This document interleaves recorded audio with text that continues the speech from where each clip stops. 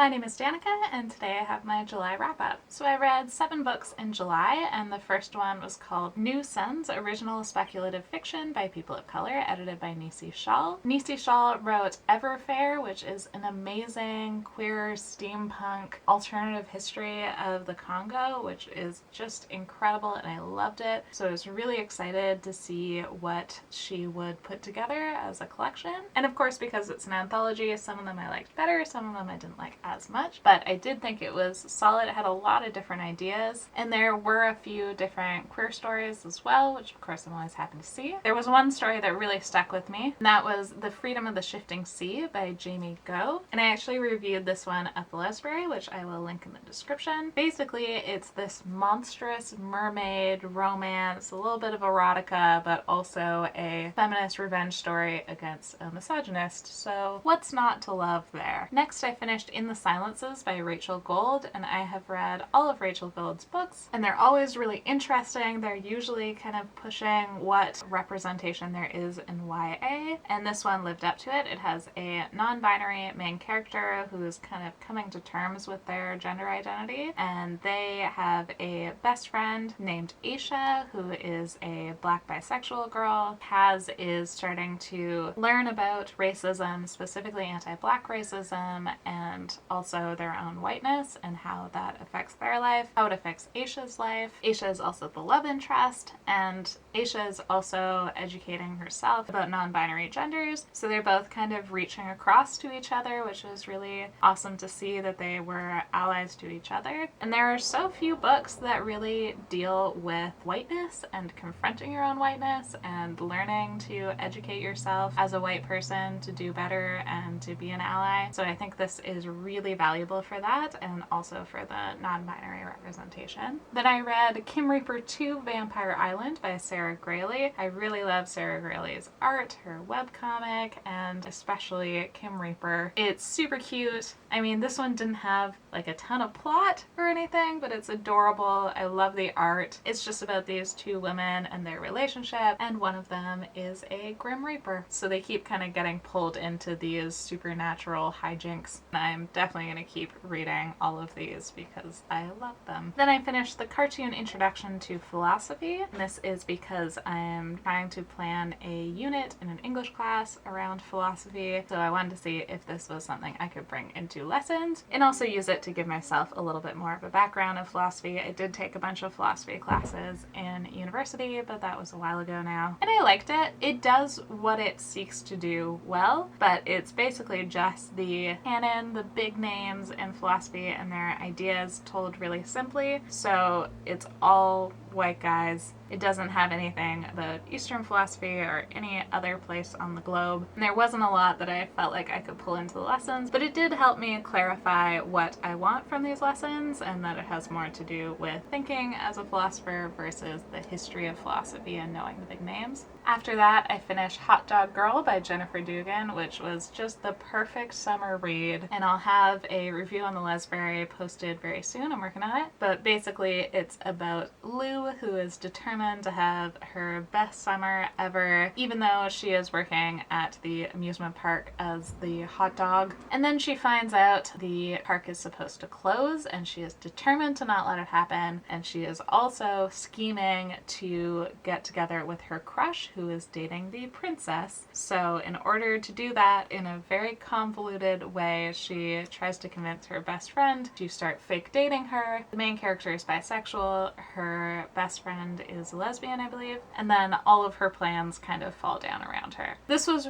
really good. It was easy to read, but it also has some depth. It really deals with Lou's fear of abandonment after her mother walked out on her when she was, I think, 10. She's definitely flawed and she makes bad decisions, but I also was rooting for her and really cared about her. So I definitely recommend this. I think I read it almost all in one sitting, and it really has a great summery vibe. vibe. And then I finished A Safe Girl to Love by Casey Plett. I had previously read Lizzie and Annie, which is one of the short stories in this collection, but this is an illustrated zine version with the illustrations by Annie Mock, and I really do love the illustrations. I think they add a lot. These also have a lot of queer women stories, so a lot of trans, lesbian, or bisexual women. So again, a review will be going up at the Les very, very soon. They're mostly realistic short stories. There is one that has a talking cat, so I thought this was really good. It was also difficult to read at points. I've just realized that lately I found it really hard to read dark books, and this one deals so much with trauma. It really, in a bunch of different ways, deals with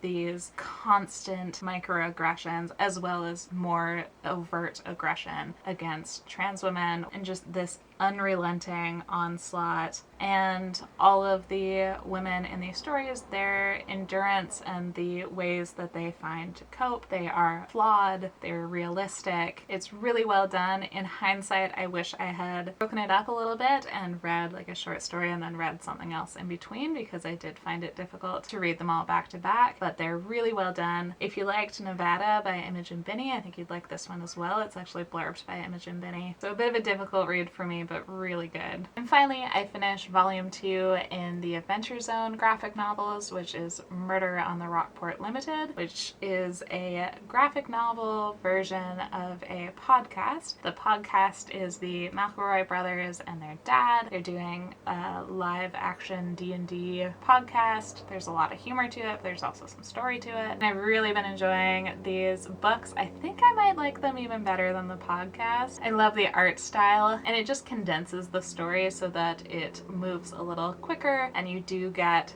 basically some of the best jokes. So it's like a condensed version of the podcast, but with really great art. And if you're at all interested in D&D, I think you would like it, but probably even if you just like fantasy comics, it's worth picking up. It has a great sense of humor mixed in with the more serious storyline. So those are books that I finished in July, but I thought I would do like a rapid fire recap of what else I've been up to in July online. So up at the Lesbury, every month I do link roundups, which are all of the queer women book news and reviews happening on the rest of the internet. So I had 2 go up in July that are just talking about what's new and interesting in the world of queer women books. I also did a call for reviewers at the Lesbury, so I got a bunch of new reviewers brought on, so you're going to see some new names and new perspectives going up at the Lesbury soon, which I'm really excited about. I have a whole team of reviewers, so it's not just me. You're getting a lot of different people writing about the queer women books that they've been reading. And another new thing in July is that the Lesbury now has an Amazon storefront, and I'll post the link in the description. It has listings of all of my queer women 5-star books. It also has my recommendations in different genres. I'm still adding new genres, but things like young adult or poetry, you can see the ones that I have personally read and would recommend, and I will be adding to that storefront. I'll also be adding some of the other Lesburians recommendations, and that way you can kind of browse by cover and have it be more convenient if you do want to buy on Amazon. And most of them have just a very short kind of tweet length recommendation from me for each of those books. And then my posts on Book Riot that went up in July were I taught high school English for a month and here's what happened, which is a post where I talk about my practicum and what that was like. So if you've ever been curious about what it would be like to be a high school English teacher, you can check that out. I also posted 5 reasons to participate in the reading rush, and I did participate in the reading rush. I definitely didn't finish all of the challenges. I did vlog every day, but then I went to edit the vlog. I accidentally deleted the first video and I could not get it back. Anything I tried to do to get it back, it was corrupted, it didn't work, but that's why I didn't post a vlog. I think I might just